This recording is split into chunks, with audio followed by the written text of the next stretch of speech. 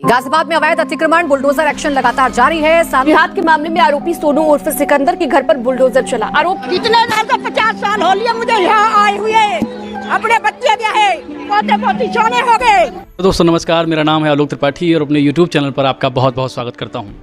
दोस्तों, किसी भी आपराधिक घटना के बाद न्याय की अपनी प्रणाली होती है, अपने स्टेप्स होते हैं, लेकिन इधर बीच यूपी में कुछ अजीब सा न्याय देखने को मिल रहा है। कोई घटना होती है तो योगी बाबा बुलडोजर जस्टिस करने लग जाते हैं।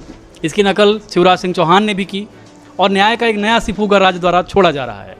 इसी पर बात करेंगे आज renowned advocate mister Ramesh Kumar ji से। तो रमेश सर, पहले ये बताइए कि आखिर राज्य सरकारें किन कानूनों की आड़ लेकर ये कदम उठाती हैं? क्या उनको कानून से ये आश्रय मिलता है कि इस तरह का स्टेप कोई राज्य उठा सके? कोई अपराधी अपराध करे तो उसके घर को गिरा दिया जाए?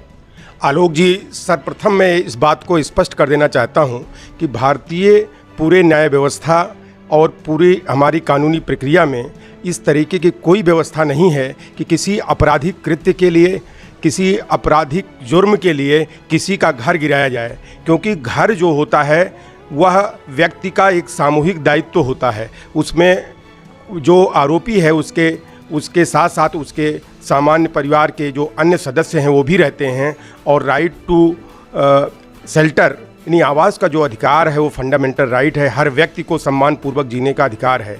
तो अगर घर गिराया जाता है तो यह अधिकार उनका पूरी तरह से उसका उल्लंघन होता है।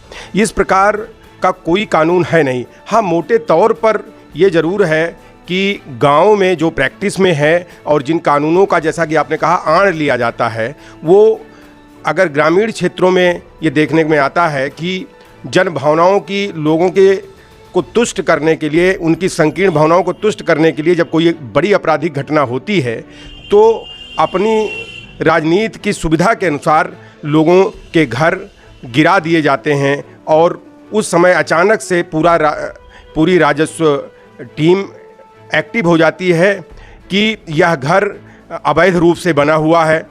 जबकि वह अगर घर अवैध रूप से बना हुआ है तो उसको गिराए जाने या उसको रिमूव किए जाने की पूरी अलग प्रक्रिया है। दो कानूनों का आड़ लेते हैं जो राज्य के प्राधिकारी हैं।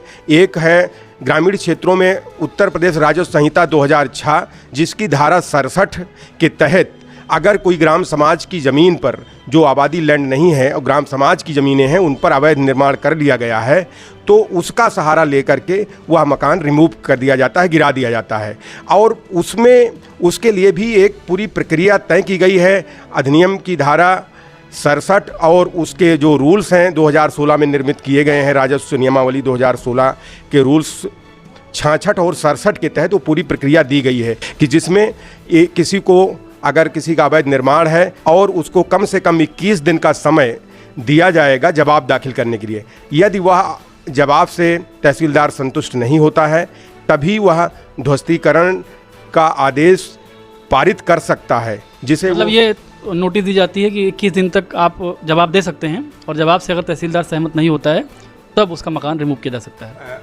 हाँ, रिमूव किया जा सकता है, लेकिन आमतौर पर उसके खिलाफ अपील है। अपील का पूरा 30 दिन का समय है कलेक्टर के यहाँ। उस दौरान भी वो आर्डर स्थगित रखना चाहिए। उच्च न्यायालय ने तमाम सारे ऋषिपाल से लेकर के लीलू बनाम उत्तर प्रदेश राज्य 2023 के मामले हैं, जिसमें यह है कि पर्याप्त समय दिया जाना चाहिए और पूरी प्रक्रिया तक उस आदेश का क्रियान्वयन स्थगित रखा जाना चाहिए। इसके अलावा शहरी क्षेत्र में जो है वो Uttar Pradesh urban planning act 1973 का है, जिसकी धारा 26A, 26C और धारा 27 जो स्पष्ट रूप से ध्वस्तीकरण के आदेश पारित करने के लिए वाइस चेयरमैन को सक्षम बनाती है। लेकिन ये यहाँ पर एक मुकम्मल तौर पर हम आपको बता दें कि ये जो है इस तरह का ध्वस्तीकरण का आदेश विशेष रूप से, जैसे जो सार्वजनिक पार्क हैं, वह जो वाटर चैनल हैं, ड्रेनेज सिस्टम हैं या सार्वजनिक मार्ग हैं, वहाँ पर कोई निर्माण हुआ है तो तत्काल रूप से इनको ध्वस्त करके और उससे उस खर्च की वसूली उस व्यक्ति से जो जिसने निर्माण किया है की जाएगी। इसके अलावा 27 जो धारा 27 है अधिनियम की, उसमें यह है कि जो मास्टर प्लान और जोनल प्लान होता है उस अमुक शहर का, उसके कंट्रावेंशन में, यानी जो उसके प्रतिकूल अगर कोई निर्माण किया गया है, मैप सैंक्शन नहीं कराया गया है या सैंक्शन कराया गया तो उसके अनुरूप निर्माण नहीं है, तब वह आदेश पारित किया जाता है। लेकिन उसकी भी पूरी एक प्रक्रिया है।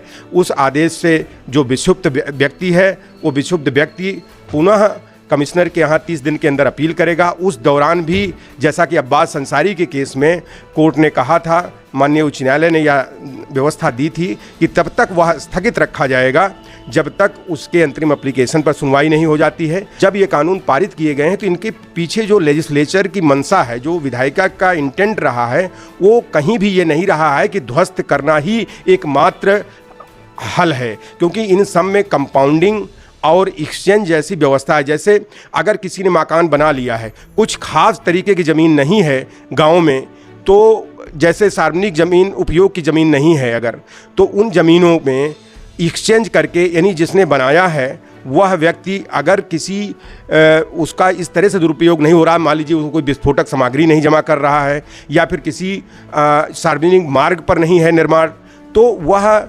इसके इतर किसी ग्राम सभा की ज़मीन पर है, तो उतनी ही ज़मीन, वह उतनी मूल्य की ज़मीन दे करके ग्राम सभा को उसको लेजिटिमेट किया जा सकता है। इसी तरह शहरों में भी है कि 32 के तहत अगर उसने बना लिया है तो धारा 32 के तहत कंपाउंडिंग यानी उतना हुआ जुर्माना भर करके लीगलाइज कर सकता है। यानी कुल मिलाकर के मंशा यही रही है कि कहीं से भी ध्वस्तीकरण अंतिम उद्देश्य नहीं है। जैसे मान लीजिए कि बुलडोज़र न्याय, तथाकथित बुलडोज़र न्याय के तहत किसी का मकान गिरा दिया गया और बाद में, जैसा कि आपने कहा, अभियुक्त है, बाद में वो दोषी नहीं पाया गया, तो मकान गिराए जाने का जो कॉन्सिक्वेंसेस होगा उसकी फैमिली को भी झेलना पड़ेगा। तो इसमें अफसरों की जवाबदेही कैसे तय होगी? निश्चित रूप से मैंने जो अभी दोनों अधिनियमों की चर्चा की, उनमें पूरी एक प्रक्रिया दी गई है। और जब हम rule of law, constitutional democracy में रूल ऑफ लॉ उसका आधारशिला है, मूलभूत होता है, और उसमें दो चीज़ें शामिल होती हैं। एक कानून के समक्ष समता, यानी हर व्यक्ति कानून के समक्ष समान है। दूसरा होता है कि कानून द्वारा जो विहित प्रक्रिया है उसका अनुपालन किए बिना राज्य के प्राधिकारी या अफसर कोई काम नहीं करेंगे।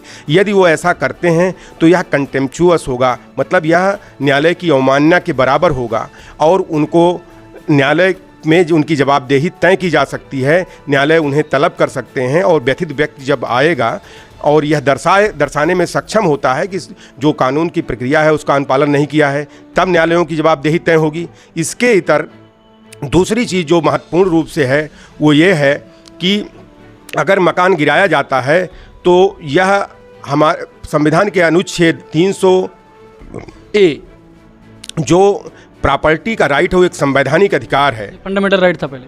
हाँ, अब ये एक संवैधानिक अधिकार आज भी बना हुआ है, इससे वंचित कर दिया जाता है। इसलिए भी रिट के माध्यम से इस दुष्कृत्य को या इनके इस गैर वाजिब कृत्य को चुनौती दी जा सकती है। मिलाकर के पेरेंट्स पैट्रिया की डॉक्ट्रिन पर काम करती है, यानी जो राज्य होगा वह समस्त नागरिकों के अभिभावक की भांति काम करेगा। लेकिन यह जो घर का अपराध किए जाने के तुरंत बाद घर का गिराया जाना, यह राज्य की जो पूरी भूमिका है वो एक बदले की कार्रवाई और राज्य एक प्रतिशोधक यानी रिवेंजफुल व्यक्ति की तरह काम करने, एंटिटी की तरह काम करने लगता है। यह किसी भी समाज में इसकी अनुमति नहीं दी जा सकती, क्योंकि राज्य पर ही यह दायित्व है और राज्य सत्ता चलाने वाले लोग ओथ लेते हैं कि संविधान को हर स्थिति में हम डिफेंड करेंगे, संरक्षित करेंगे, उसे प्रोटेक्ट करेंगे, प्रिजर्व करेंगे। लेकिन खुद वो अगर संविधान विरुद्ध कार्य करने लगते हैं तो यह एक किसी भी देश के डेमोक्रेसी के हित में नहीं होगा।